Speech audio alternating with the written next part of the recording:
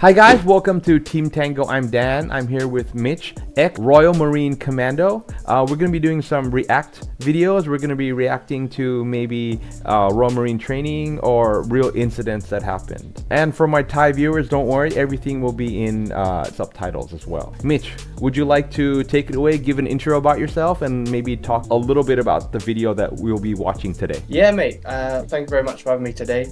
So I spent 8 years as a Royal Marines Commando. I left school and pretty much joined up straight away. The video today, like Dan says, is going to be talking about break contact. Before we start with the video, I am not in the video. However, I know the guy filming and I have permission to release and talk about this video today. That's awesome. Anything else we need to know before we start the video? Yeah, so a little background information about break contacts. So the reason why we do a break contact is a tactical withdrawal, movement under control. It would be conducted if the force outnumbers us, or if our objective isn't to actually get in a scrap with the enemy, we want to do something else. We're gonna break contact and then go choose a different route. In this video, do you know what they were doing before the video started? So I don't actually know, but this just looks like a standard fight and patrol the lads would conduct every day in Afghanistan. Okay, so let's go through the video one time. It's about a minute long, and then we can react to it afterwards. All right.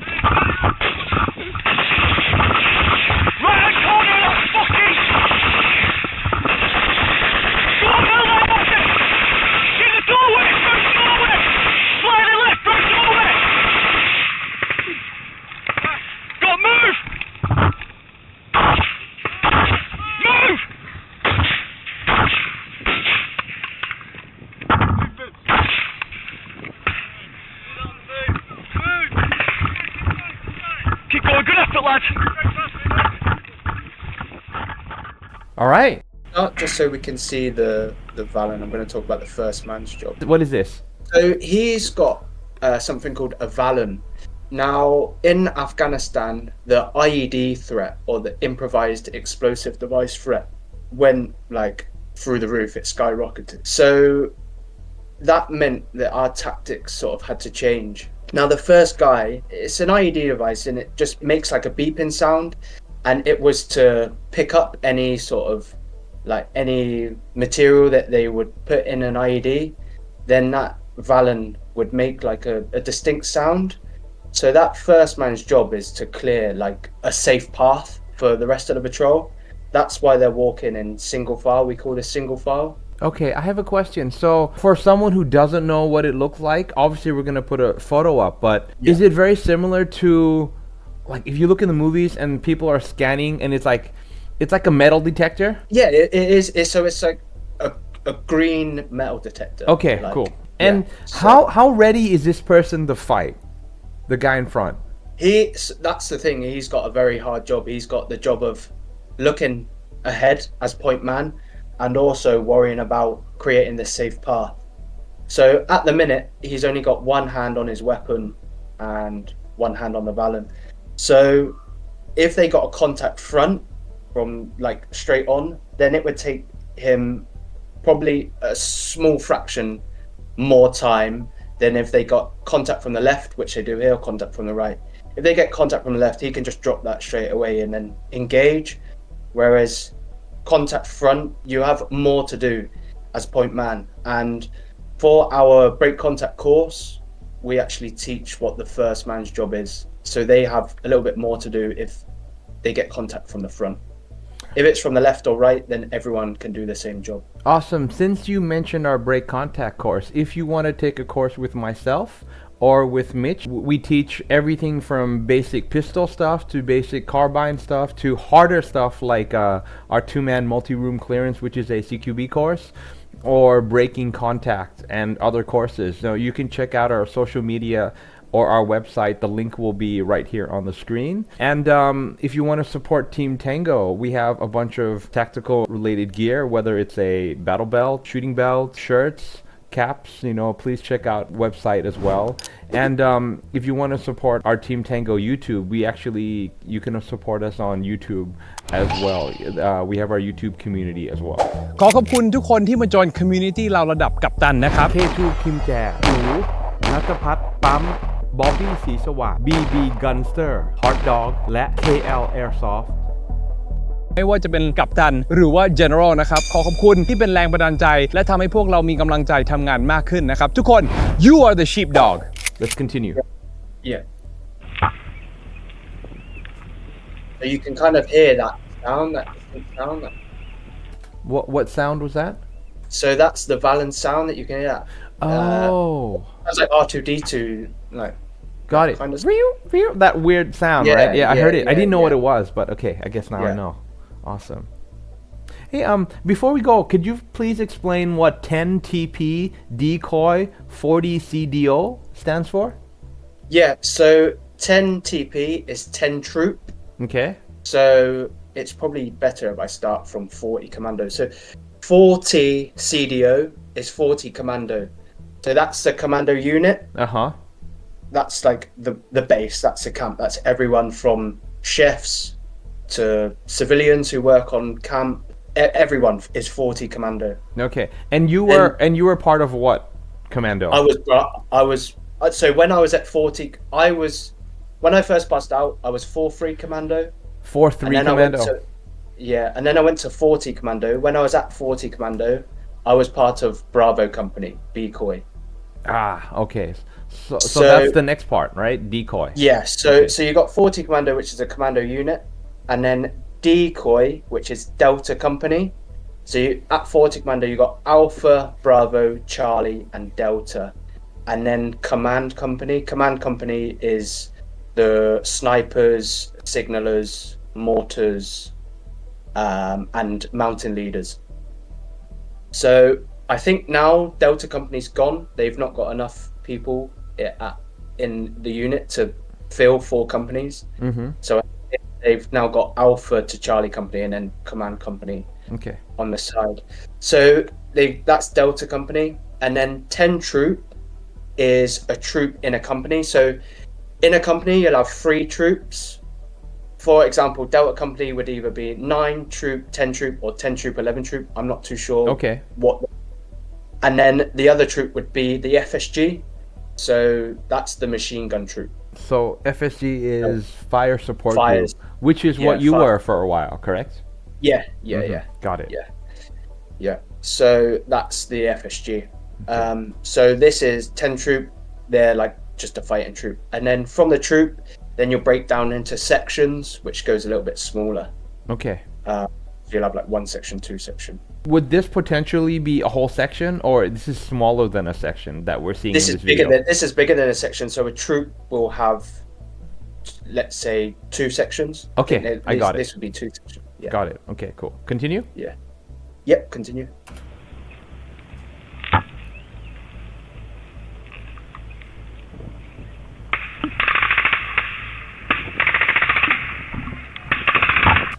Could I make a comment here real fast? Yeah. This is very interesting because the moment you hear fire, right? Like in the movies, you see people go, get down. But here, there's that, I guess you call it fog of war, where you're like, what is that sound?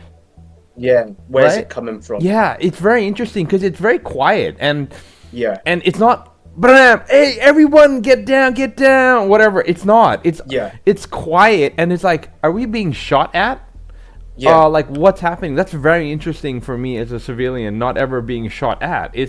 Yeah. It's weird to see that quiet before you realize that, oh, I'm taking contact. That's interesting. Yeah, and one thing for us as well, while we're watching this, it seems like a fairly long time, but in life that would feel really quick. That would be like, oh, contact left, and then straight into it. Whereas for us, we're like, oh, it's kind of like taking their time. They're just going through their drills. In real time, this would feel a lot quicker than how we're looking at this video. Makes sense. But,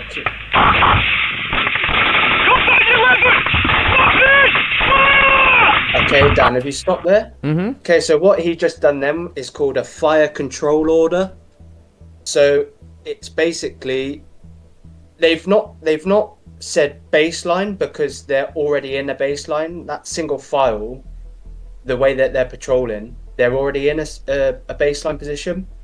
So he's gone straight in with a fire control order, and he said rapid fire. So that means everyone in the troop is gonna be like hammering that target.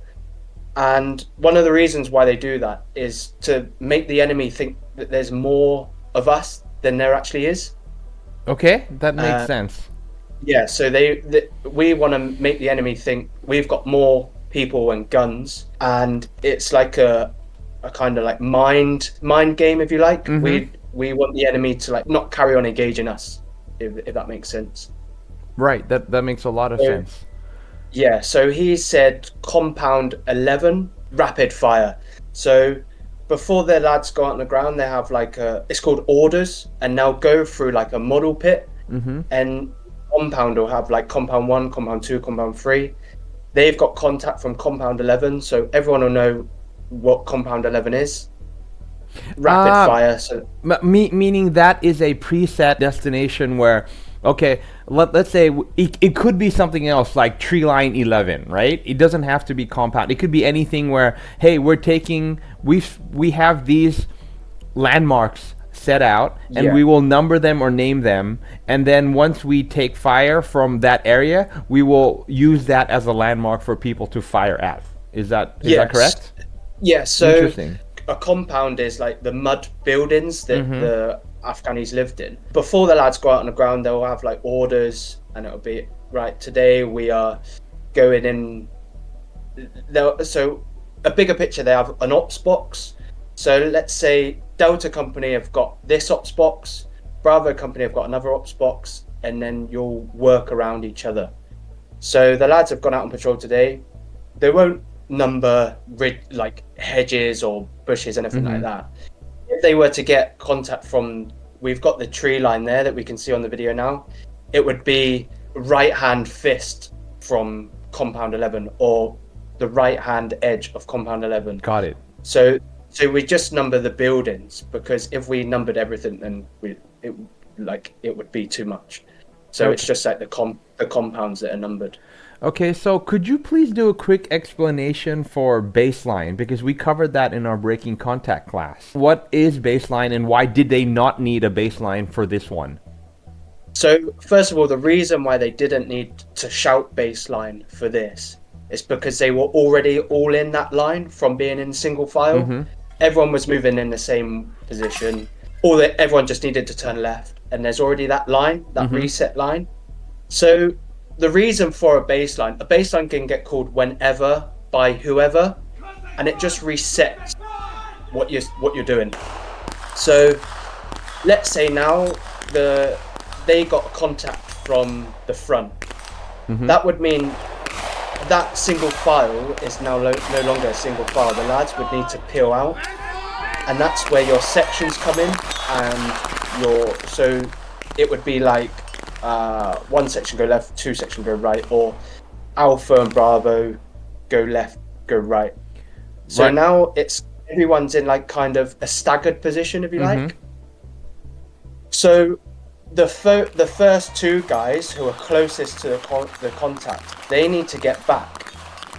So once they hear everyone engaging, the first two guys would then bound back. Once everyone's bounded back, so you're kind of in, it doesn't need to be a perfect line, but some sort of line where everyone can move behind each other, that's when a baseline would be called. When a baseline gets called, everyone ups the rate of fire, and then if there's a break point, so we'll get a picture up of a break point. If there was a break point left or a break point right, then they say peel left or peel right. So if it was a break point left and everyone wanted to peel left, the furthest man to the right would be the first one to move behind everyone while everyone engaging. For this video, they've got a contact left. So everyone's turned left and they're engaging. Can I just review that really fast? So the reason why they don't need a baseline is because they're already in a line. All guns can point towards the target area they're shooting. But if there was target front or contact front, imagine if everyone's trying to shoot and then you would end up like flagging your own teammates. So you'd have to spread out, but then you would be in a scattered line. And if you need to peel left or peel right, you're going to be maybe running into each other. So you're going to be like exactly. So from a scattered line, then you want a straight line. So you would do a baseline, and then you could start your maneuver of peel left or peel right. Yeah, and again, it's not like a perfect straight line. Like nothing would be perfect in this situation. It's just a safe line. Everyone knows that the baseline's been called. It's a reset. Everyone ups the rate of fire, and then the two guys on the end would be looking left and looking right, seeing if there's cover. If there's not, then we start doing our bounds back, and that's what we taught in our break contact course. Okay. So we'll be able an example of that. So you would just keep bounding back until you would find a break point or an exit point, and then you would peel left or peel right to that exit point. Yeah, to get yourself out of the contact. However, for these guys, they decide to peel a certain direction, and we'll see where they go.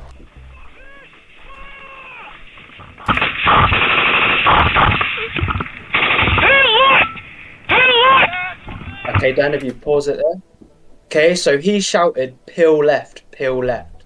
So that means the first guy that we was talking about initially with the Valen, he'll be the first guy to move behind everyone to the back of that patrol, if you like, or to the left. Now they're all facing left, it will be to the furthest left-hand man. Makes sense. So that right-hand man will now become the furthest left-hand man when he's back in position. The reason why they've done that is because they've already created a safe path for themselves with that Valen. They don't want to peel right unless they seriously have to. If they started getting contact from another position that meant they would be running into that, then they wouldn't peel left. They're not going to peel into that unknown ground because of the IED threat. And like so I wasn't there. I just like speaking in general, this would be one of the like Taliban's tactics. So they'd get contact from that compound there, probably just from one, maybe two guys, and they'd want to try and push guys into that IED area. If that makes sense. So that means that if they kept patrolling, they would have eventually found some IEDs because the Taliban want them to head towards that direction.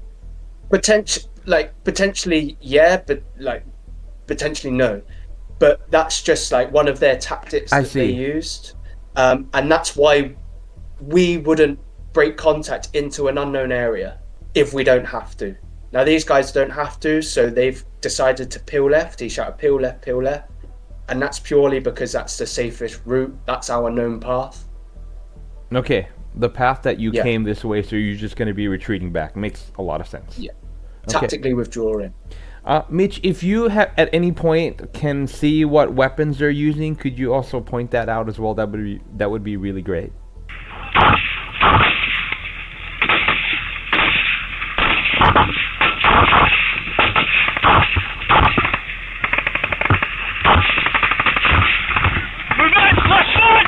Okay, Dan, if you pause it there. Okay, so the guy who's videoing this, he said two kind of words of command: moving and last man.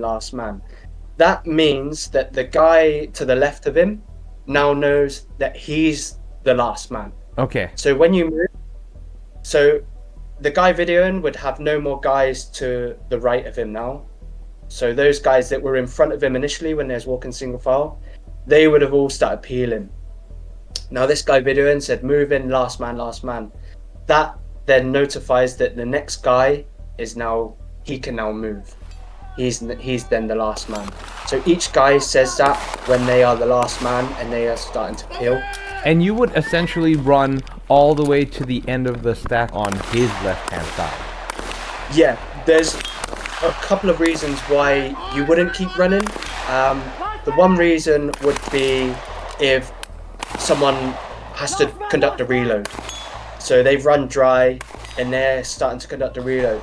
It's better for the guys to have more fire down on the X. So if this guy now moving, hears someone shout stoppage, then he can, if he hears them, he's going to take their position and allow the guy with the stoppage to conduct that on the move. And this guy videoing can then re-engage. He then will become the last man again. So it doesn't matter how many times he has to do this. If he has to do this 3 times, it doesn't matter. Better for the guys to conduct stoppages on the move, because this guy running can't engage. A guy with a stoppage can't engage. So it's better to have a guy with a stoppage running and conducting that on the move, and a guy who can engage be engaging. Makes sense. Okay. Mitch, the guy recording this, is he the command? He seems to be commanding everything. Is he the I don't know the word, the leader for 10 troop?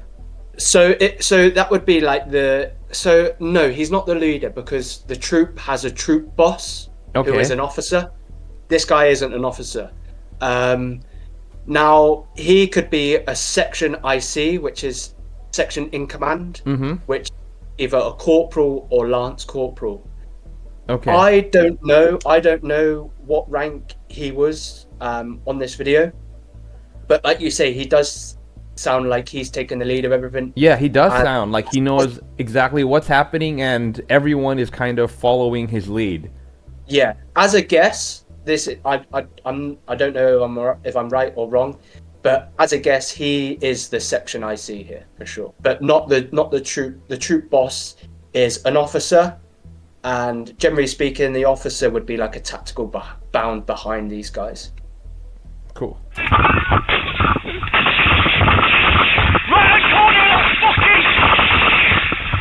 So if you stop here, Dan. So this guy, he's about to stop and speak to this pair here.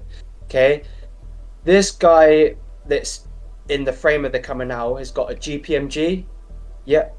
So that's a general purpose machine gun. That's 7.62 by 51 NATO, correct? Yeah, 7.62. Okay. So in a section, there would be 1, maybe 2, if the lads are lucky to have them. But generally speaking, you just have 1 per section. There's like a GPMG gunner. So this is our machine gun. As a machine gun, it just gives more firepower, a quicker rate, and longer than our 30 mag SA-80 rifles. So he's going to stop now and speak to him and give him another target indication, and that's purely because we want more GPMG rounds smashing that target. The next guy, what is he saying to, what will he say to him? He's saying something like, should we watch it and then comment on it? Yeah. Okay. But before you start again, okay, the next guy on, so to the left of the GPMG gunner. So this guy, he's got a sharpshooter. So these aren't snipers. These are combat marksmen. These are marksmen. Okay. Normally the best shot in the troop or section would get given a sharpshooter rifle, or sometimes if one of the guys has aspirations to become a sniper, then they'd be given the sharpshooter just to get more like hands on this weapon. So this is a long range weapon. It's very pixelated. Obviously the other soldiers would be using an SA-80. He definitely doesn't have an SA-80 because the magazine seems to be in front. Any idea what he's using? It's the sharpshooter rifle. It's called the sharpshooter rifle. Oh, okay. So interesting. that's what he's using. So it's Yeah. essentially a 7.62 by 51 Yeah, AR long type range. Yeah. platform. Yeah, yeah. Wow. Okay. And these came into use when I was still in. Mm-hmm. I was never a sharpshooter.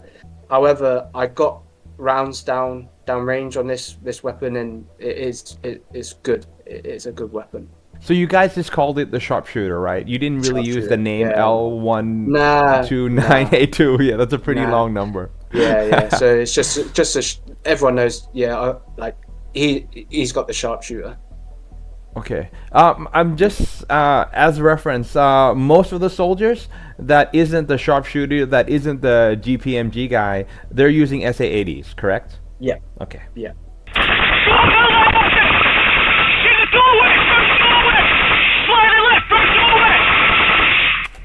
What Yeah, what did he so- say and what happened?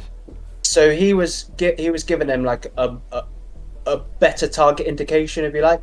So the first target indication he gave was compound 11, rapid fire. Now he's actually stopped at the GPMG gunner and said left hand doorway. So potentially there's two doors here. We can't see. I can't see. But he said left hand doorway. So that just gives the gunner a better target indication. And as you can see, the dust picking up where he's actually getting like rounds on target there. So good drills from this guy video. So potentially where my mouse is could be where the ambush is happening, right around here. So potentially I'd say more to the left. If you come left a little bit more. No. So where the dust is picking up. Okay, here. Just slightly left. See that? There. I'd say potentially that's the doorway. Wow. So Yeah. The person calling out the contact is potentially, he thinks that there's someone that could be right here. That's very close Yeah. for an ambush. Very close. Yeah. That's like very close. in meters. That's like 100 or 200 meters. That's very dangerous. Yeah. Wow. And there's not like an overwhelming force, or it doesn't seem like there's more than one or two people. So one of the tactics that the Taliban would use as well is like a shoot and scoot.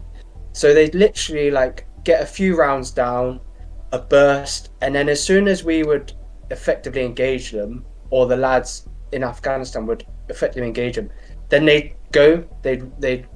scoot. So that's like the shoot is them initially engaging, and then the scoot would be them leaving the area. I see. So yeah, quite frustrating. I have a question that I forgot to ask. It's right from the beginning. So the first man, he's the one holding the, I can't remember the name now, but the mine detector, the Valum. Yeah. The one one- IED. Yeah, the IED detector. Is he an EOD that you would bring over from another unit, or is he a No. Royal Marine Commando that is trained in the use of this item? So the Army Commandos, they are engineers, Army engineers, or Army artillery. So we could definitely have, or they then could definitely have an EOD, an engineer, an Army engineer working with their troop. But everyone's trained up on this Valen, so it could just be Marine A from 10 troop who's been pinged as a Valen man. And not speaking from experience because I never done Afghanistan, but one of the rumors, if you like, normally it would be a new guy who would get this Valen device. Sometimes it would be like one of the really good lads, because they want the better lads as point man, or it would be like the new guy, you can be point man with a Valen. Yikes. Okay. So literally anyone can take the Valen. When the lads would find an IED, that's definitely when the EODs would be called in or called up.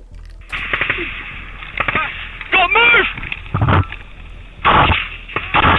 Move! So if you pause it there, Dan. So that guy, so the GPMG pair, the guy to the right of him, the guy videoing's told him to move, and that's potentially because he's got a stoppage. So he was when he pans the camera down, it's like he's fiddling around with something. So he could potentially have a stoppage. He said move because he could get rounds down instead of this guy to the right. Right. Instead of fiddling with your gun while you should be shooting, run. Do it on the move. Yeah, do it on the move, and then someone will take over for you. Yeah, that makes a lot of sense.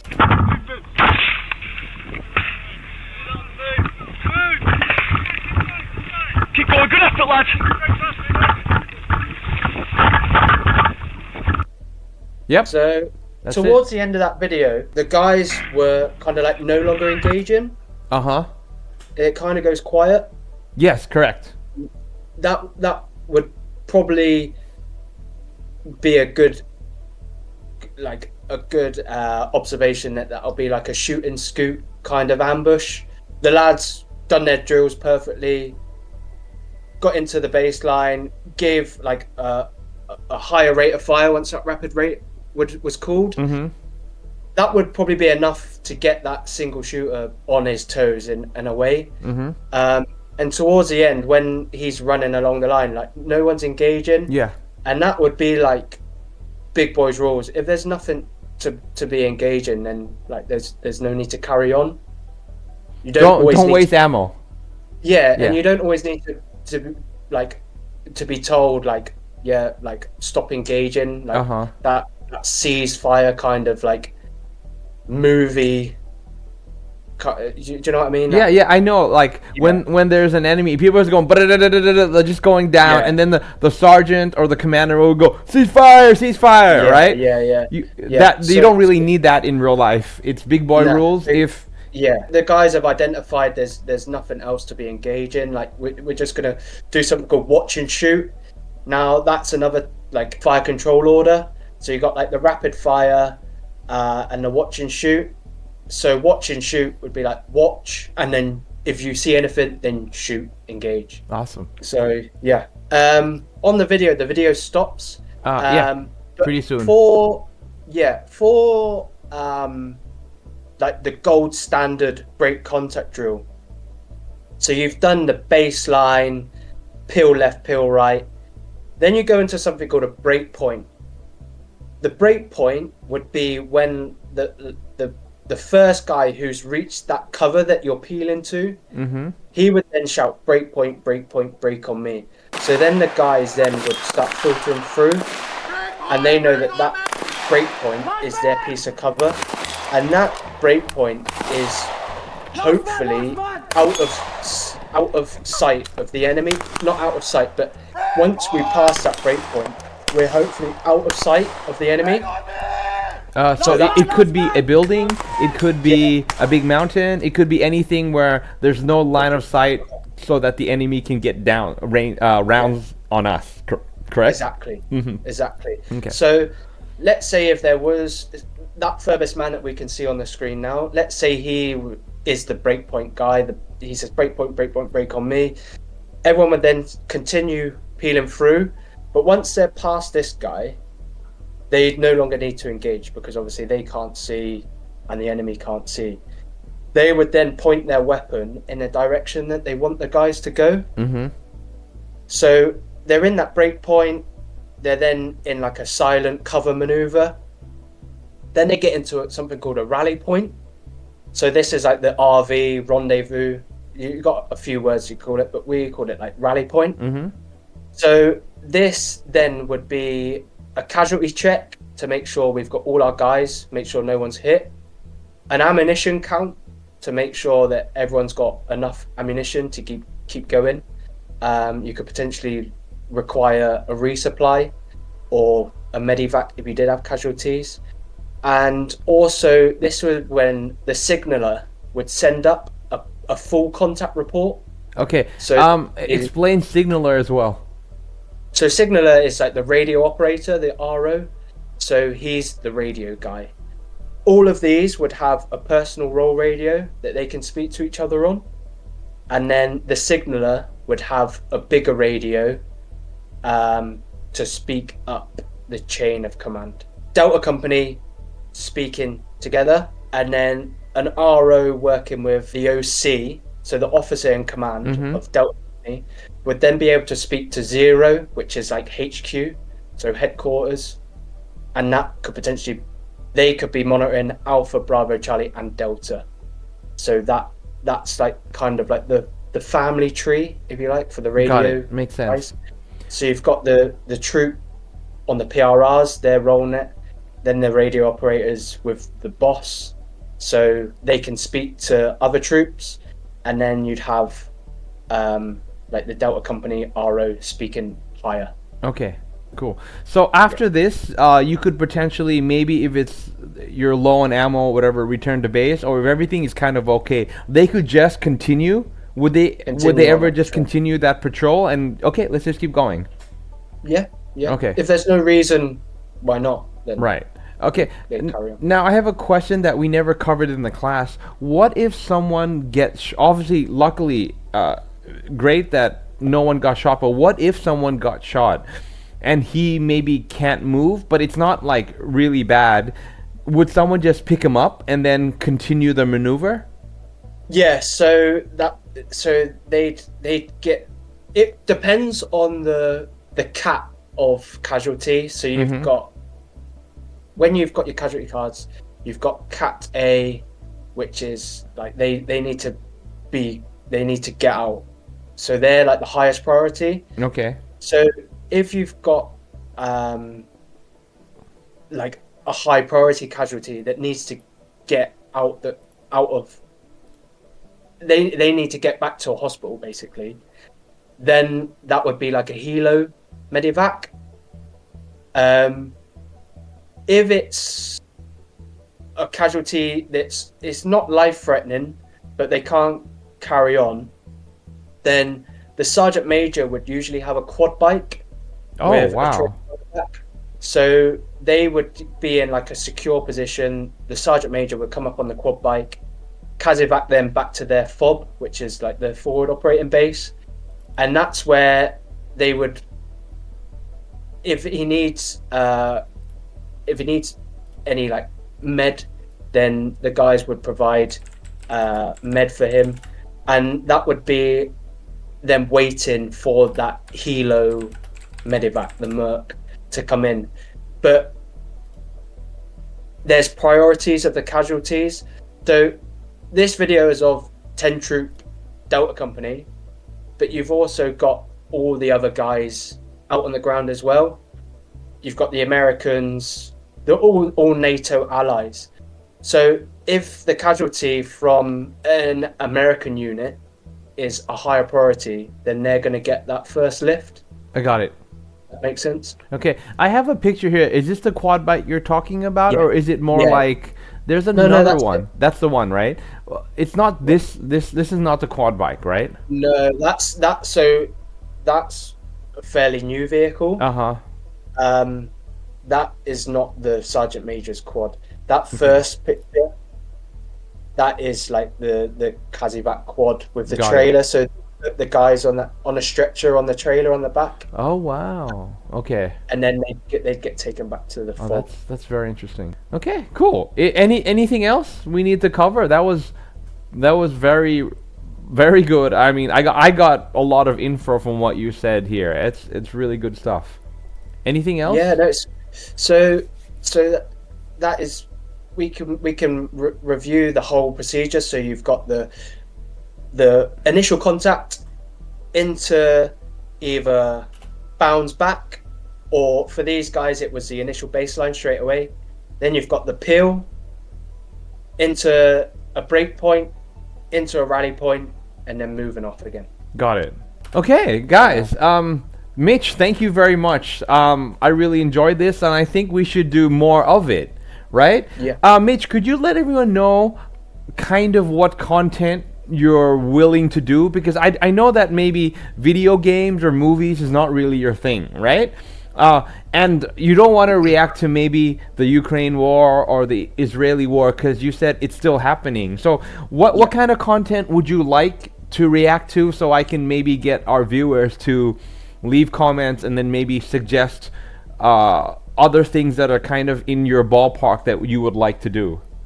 Yeah. So I'm happy to react or talk about anything that I'm good at, or like not a subject matter expert, but like something I'm good at. Whereas video games I don't play, and films, like I'm not really into war movies, or I don't feel like I'd be the best person to talk about that. So I'd rather talk about things that I'm actually good at and things I'm experienced in.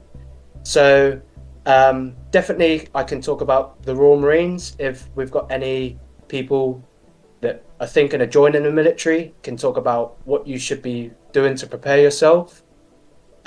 So like the military preparation kind of things, training in the Royal Marines. Obviously I went through Royal Marines training, so I can talk about that in depth. CQB, I spent the majority of my career doing CQB, and maritime CQB as well. So actually CQB on the boats, because I've done the boarding side of things that the Royal Marines can do. So can talk about maritime CQB, maritime boardings, break contact videos like this for sure. And go on. Yeah, I would love for you to react to breaking contact from other countries, right? Because I talked a lot to Bobby Silakowski. He's a U.S. Navy SEAL back in the 90s, and the way that the Navy SEALs did it and the way that Commandos did it, even though it serves the same purpose, but like the steps are slightly different, so we can kind of compare and contrast and look at how different units do it. That would be pretty interesting. And I think a lot of the water stuff, so marine boarding and marine CQB, I think would be very interesting for myself and the viewers as well. Yeah, for sure. Awesome. Okay, Mitch, thank you very much. It's great having you here today. And guys, if you want to support the channel, the usual, like, subscribe, comment, let Mitch know what you thought of this video and what kind of content you want in the future. And if you want to support Team Tango, if you're in Thailand, you can take a course. I actually didn't say that, but we're based in Thailand. So if you want to take a course with us, we do a lot of shooting. And you also can buy content from us, so tactical gear. We will ship overseas.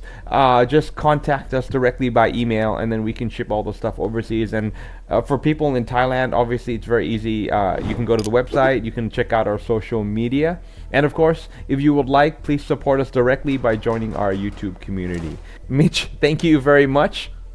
Yeah, thank you. Thank you for your time. Okay, we are the Sheepdog.